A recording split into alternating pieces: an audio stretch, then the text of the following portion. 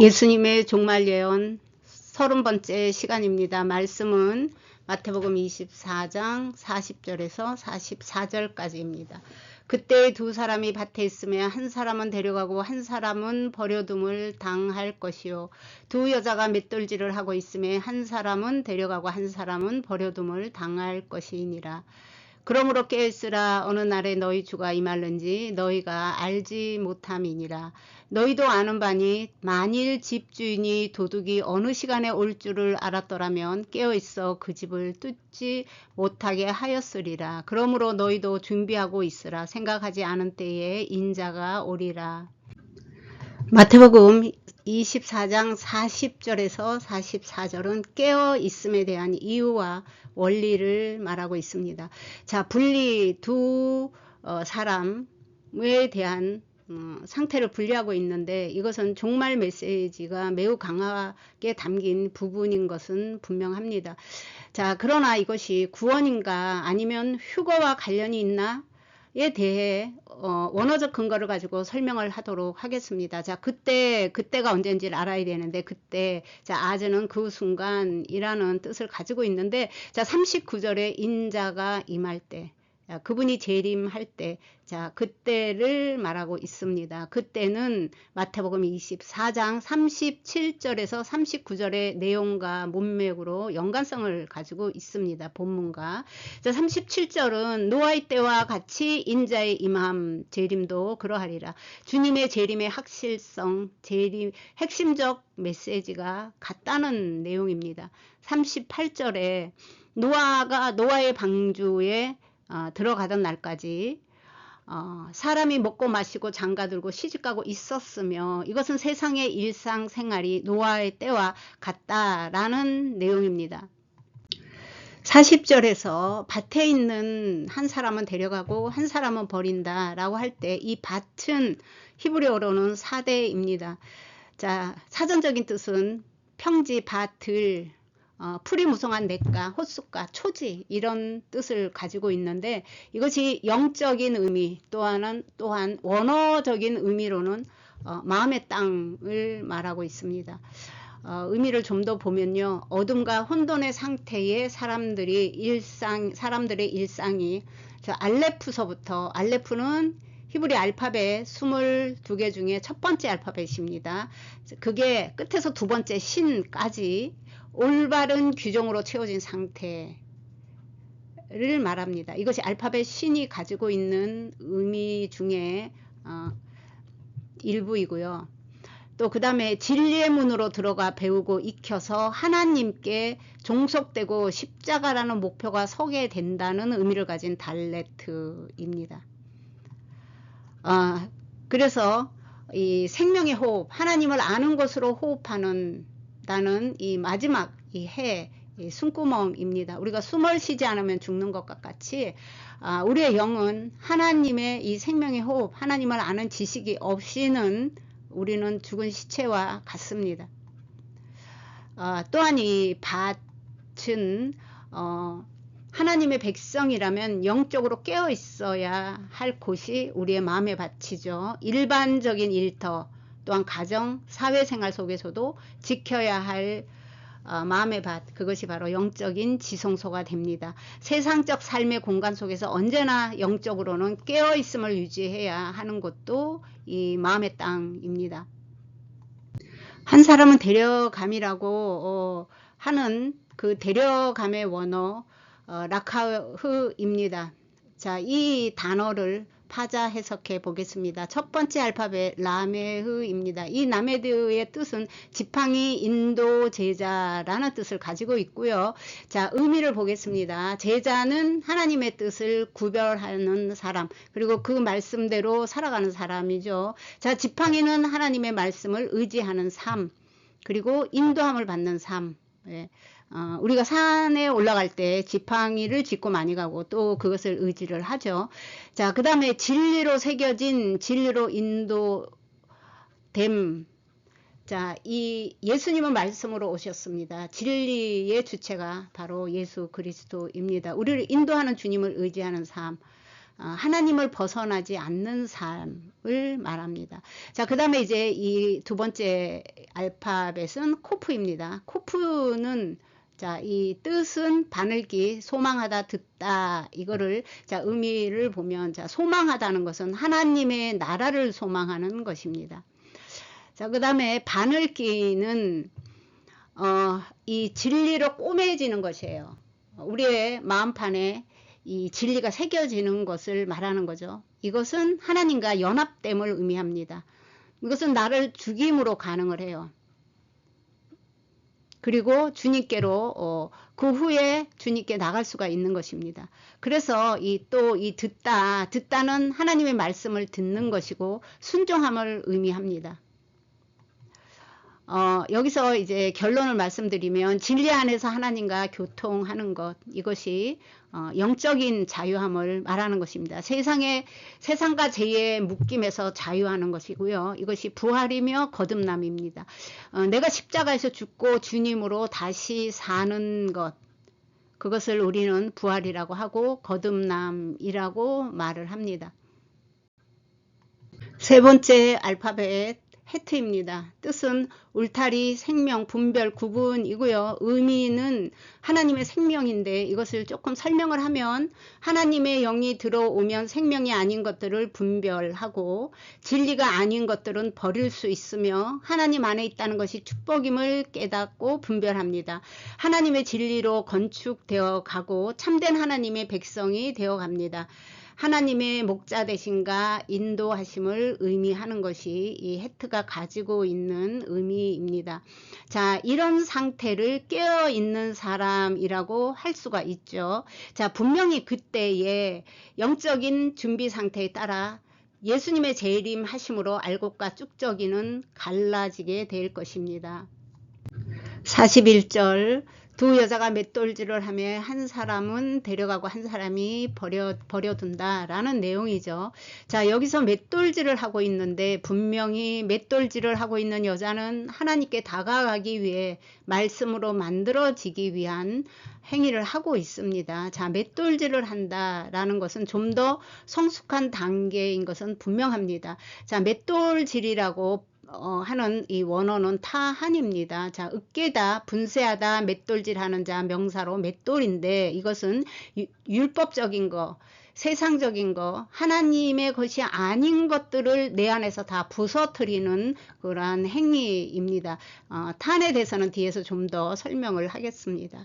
자, 성도들은 마지막 때까지 일상적인 삶을 살아가는 가운데 믿음의 생활로 하나님의 뜻과 목적, 구원의 계획이 내 안에서 이루어질 수 있도록 그분의 요소와 성품으로 만들어져야 합니다. 이것을 우리는 구원이라고 하는데, 자, 그때에 39절 인자가 올 때에 재림할 때에 갑자기 양과 염소가 분리되는 사건, 하나님의 자녀와 사탄의 자녀가 분리되는 사건, 마태복음 25장 31절에서 41절에 나오는 내용입니다. 예수님은 돌아가시기 바로 전에 계속 이렇게 말씀하고 있는 것이라는 것을 우리가 알아줘야 됩니다. 자, 이것은 재림 주로 예수님이 오실 분, 그분만이 자신의 소유인 남은 자를 알아볼 수가 있습니다.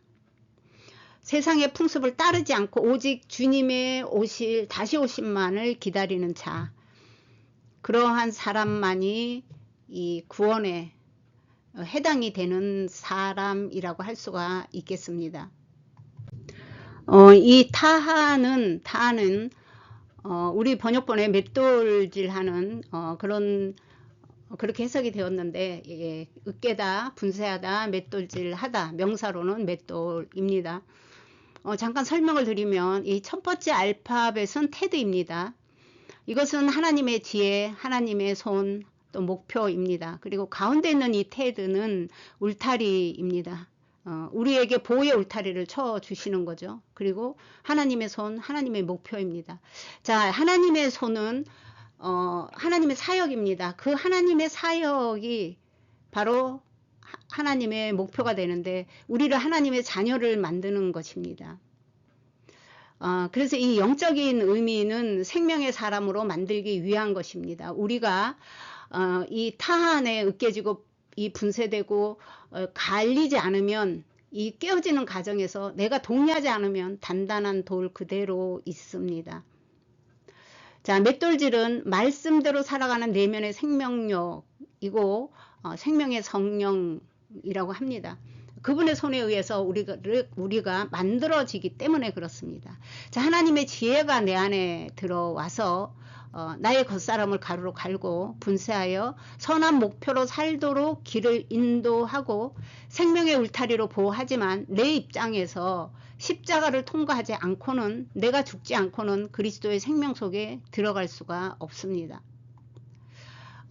이 마지막 알파벳 눈은 생명과 죽음의 양면성이 있습니다. 즉 물고기가 물에서만 살고 물 밖에 나오면 죽는 거와 마찬가지입니다. 하나님의 진리, 이 영의 양식으로만 우리 안에 있는 영이 살 수가 있습니다. 그렇지 않으면 우리의 영은 죽은 것과 같습니다. 그리고 이 겉사람이 부서지고 말씀으로 만들어진 사람을 만드는 것, 이것이 하나님의 목적이며 목표입니다. 우리를 하나님의 자녀 만드는 일, 이런 것에 합당한 사람만이 구원에 이르는 것이라는 것이 하나님의 의도이며 또한 저자 마태가 말하고 싶은 의도이라고 할 수가 있습니다. 자, 그 다음은 우리가 남겨진다, 버려진다, 이렇게 주로 많이 이렇게 알려진 아자부라는 히브리어, 이것이 우리 번역본에 해석된 이 남겨두다, 남겨짐에 대한 뜻을 가진 알파벳입니다. 휴거되지 못한 사람의 이야기가 아닙니다. 구원받는 사람의 상태에 대한 말씀을 하고 있는데 이 단계까지 열리지 않으면 깨닫는 정도가 서로 다를 수가 있죠. 자, 그래서 이 첫 번째 알파벳 이 아인의 뜻은 눈, 보는 것, 이해하는 것, 복종하는 것, 그리고 빛, 샘, 또 70이라는 숫자 값을 있는데 오늘 여기까지 한번 가보도록 하겠습니다. 자, 의미가 70, 이해하다, 알다, 경험하다, 통찰과 인식, 자, 이런 의미를 가지고 있는데, 자, 본다는 것은 깨닫는 것과 같은 관점을 가집니다. 그래서 보는 것은 바로 빛 대신 주님을 깨닫는 것입니다. 즉 진리를 깨닫는 것과 같고요. 깨달아야 증거할 수가 있는 것이죠. 깨달음이 없는데 어떻게 주님을 증거할 수가 있겠습니까? 그래서 하나님에 대한 인식과 통찰이 없이는 불가능한 것입니다. 이 빛의 존재는 예수 그리스도의 빛으로 분별하고 인식할 수 있는 영적인 눈을 말하고 있습니다. 또한 빛은 진리의 빛이라고 하고 영적인 눈이며 샘은 물, 진리의 생명의 물을 의미하고 있습니다. 아인의 내면적인 의미는 이해하다, 경험하다, 즉 경험을 통해서 아는 것을 말합니다. 하나님의 회복된 나라를 상징하고 예표하는 숫자가 또한 70입니다. 성경에서 숫자는 암호화된 언어라서 좀 더 성경을 해석하는데 필수적인 선택이 됩니다. 자, 아인은 70, 보는 것, 눈 등등의 의미가 있다고 했습니다. 자, 7은 완전수의 10배인 70이고 상징성은 창조의 위대한 목적과 더불어 구약 성경에서 7은 신적인 충만, 만족, 완성, 완전으로 받아들여지고 있습니다. 자, 7의 10배인 70은 성경에서 보편, 구원, 이상적이란 의미로 하나님의 구원의 섭리와 계획이 숨어 있습니다. 또 눈은 시편 119편 18절에 내 눈을 열어서 주의 율법에서 놀라운 것을 보게 하소서. 자, 이 율법은 원어에서는 토라라고 합니다. 말씀, 율법, 계명법, 훈계 등이 다 포함된 토라입니다. 마태복음 6장 22절 23절에 보면 눈에 대해서 눈은 몸의 등불이다. 그러므로 내 눈이 건전하면은 몸이 밝을 것이지만 눈이 악하면 온 몸이 어두울 것이다. 자, 이 눈에 대한 이야기가 이 말씀을 한 구절 읽었습니다. 두 번째 알파벳은 자인입니다. 뜻은 무기, 도구, 그릇, 수행인데, 자, 의미를 보면요. 무기라는 것은 사랑의 무기를 말합니다. 무기를 가졌다는 것은 하나님의 법, 즉 말씀의 법을 가졌다는 것이고요. 이 진리의 법이 내 안에 들어와 나에게 진리에 순종하는 사람으로 정해지게 했다는 것을 의미하고 있습니다. 또 이 도구 그리고 그릇 들은, 자, 도구는 성전에서 재물을 태우면 재가 남죠. 그 재를 다 긁어내는 그러한 도구가 있습니다. 자, 내 안에 세상의 것들을 다 태워지면, 성령의 불로 태워지면 내가 정화가 되죠. 내 안에 재가 되어진 것들을 제거하는 그러한 의미를 가지고 있는 알파벳입니다. 자, 그렇게 내 안에 있는 것들이 재가 된 것을 제거하면, 즉 말씀으로 만들어진 상태가 되는 것이죠. 그래서 자, 이 그릇이라고 하면, 이 그릇은 하나님의 그 영의 양식입니다. 그릇도 이 도구인데, 일종의, 자, 영의 양식, 말씀을 담는 그릇이라는 의미가 있습니다. 자, 그 다음에 무기는 칼, 창, 검, 이런 것들이 무기인데, 이것 역시 사랑의 무기입니다. 그래서 진리가 무기가 되는 거죠. 내 안에 들어와서 나를 다듬어 보석으로 빚어내는 그 바로 무기라는 의미를 가지고 있습니다. 세 번째 알파벳 베트입니다. 베트의 뜻은 성전, 집, 가정, 마음, 무엇 안에라는 뜻을 가지고 있고, 그 의미를 보면, 자, 무엇 안에는 주님이 계셔야 되는 성전, 집, 가정, 마음이 되는 것입니다. 우리 안에 하나님의 목표, 목적이 세워진 집을 지어야 한다는 것입니다. 또한 이것이 말씀으로 마음 안에 세워진다는 것이고, 내 안에서 동의가 되어져야 합니다. 하나님의 속성과 요소로 그분의 뜻대로 우리 안에서 만들어지는 것은, 주님이 내 안에, 내가 주님 안에, 이것은 반드시 우리의 동의가 함께 있어져야 되는 일입니다. 그래서 자, 데려감을 휴거다, 아니다 라는 이러한 이야기가 필요 없습니다. 그 얘기가 아닙니다. 자, 남겨진다는 것은 휴거되지 못한 사람이, 그래서 우리는 데려감을 당해야 된다, 휴거해야 된다. 자, 이것도 여기 말하려는 뜻과 전혀 관계가 없습니다. 자, 지금까지 파자 해석 흐름은 어떤 건의에 의해서 예수님의 앞에서 말씀드린 것처럼 예수님의 손으로 울타리를 쳐주고, 예수님의 사역, 그리고 그분의 은혜로 인해서 그래서 그 어떤 그런 건의에 의해서 우리가 진리로 인도함을 받는 것, 양육받는 것, 채워지는 것, 거룩함으로 구별시키는 것, 생명으로 성장하는 것, 바로 이것은 그분의 그 은혜로, 그분의 손으로 하시는 일이십니다. 자, 그렇게 건축이 되어 우리의 영과 혼이 부활에 이른다는 것입니다. 여기에서 이 열매를 맺고 구원에 이르는 것은 오른편에 있었던 그 양들의 속성과 같은 내용입니다. 우리가 지금까지 한 40절과 41절이 오늘 남은 42절, 43절, 44절을 그대로 해석을 해주고 있습니다. 자, 그러므로 깨어있으라. 자, 깨어있는 사람이 어떤 것인지 앞에서 다 말씀을 드렸습니다. 어느 날에 너희 주가 임할는지 너희가 알지 못한다. 자, 주님의 재림은 확실하다라는 것을 강조하고 있습니다. 너희도 아는 바니 만일 집 주인이 도둑이 어느 시간에 올 줄 알았다라면 깨어있어 그 집을 뚫지 못하였으리라. 그러므로 너희도 준비하고 있으라. 자, 준비하는 것이 무엇인지도 앞에서 말씀을 드렸습니다. 생각하지 않은 때에 인자가 오리라. 자, 예측은 불가능하지만 주님은 반드시 다시 오신다는 것입니다. 그러므로 자, 데려간다, 남겨둔다, 이것이 휴거를 말하는 것은 아니고, 오히려 이런 상태를 깨어있는 사람이라고 할 수가 있다는 것입니다. 또 이러한 상태가 준비된 사람이라고 할 수가 있습니다. 자, 준비된 사람은 이미 영적으로 하나님 나라 기준에 맞춰진 사람입니다. 계시록 22장 20절에 자, 마지막 계시록 22장은 성경의 마지막 장이며 21절은 끝에서 두 번째 절입니다. 이것들을 증언하신 이가 이르시되 내가 진실로 속히 오리라 하시거늘 아멘 주 예수여 어서 오시옵소서. 자, 이것은 성경 전체 내용의 압축본입니다. 또 다시 오실 주님을 자 선언하는 거죠. 그리고 분명한 아멘 주 예수여 어서 오시옵소는 분명한 우리의 반응입니다. 즉 우리의 선언이 하나로 신랑 되신 예수님과 신부인 우리가 하나 되어 완전한 연합을 선포하는 것입니다. 이것이 완전한 승리를 선포하는 것입니다. 오늘은 여기까지입니다. 여기까지 좀 길었습니다. 시청해 주신 모든 분들을 축복합니다.